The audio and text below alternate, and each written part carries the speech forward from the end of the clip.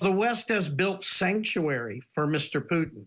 Retired four-star Air Force General Philip Breedlove was NATO's Supreme Allied Commander for Europe when Russia invaded Crimea in 2014.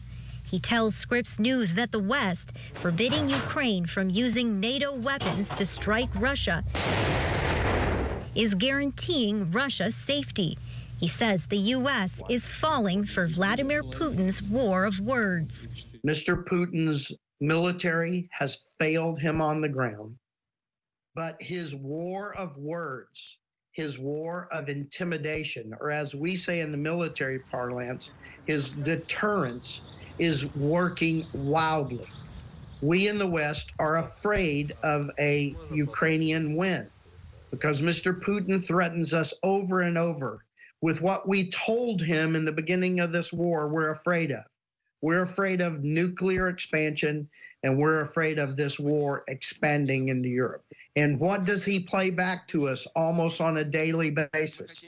Someone highly placed in Russia almost 4 to 5 times a week is talking about, if this happens, it's nukes. If we lose, it's nukes.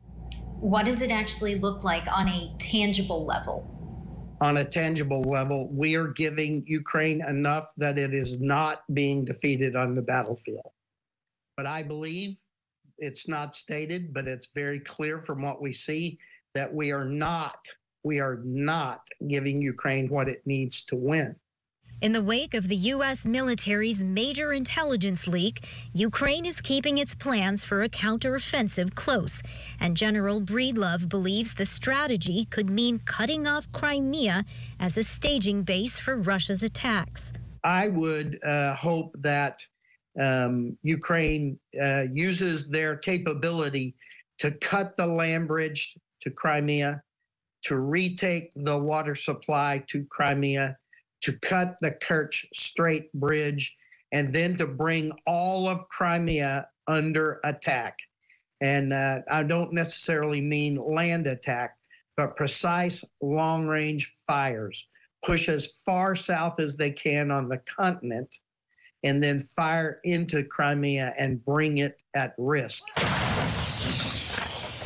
And as Vladimir Putin struck a defiant note in his Victory Day speech, General Breedlove says that Ukraine is really just the beginning, that Russia, under Putin, has larger plans for Eastern Europe. Chance? Sasha Ingber for us tonight in Washington. Thank you.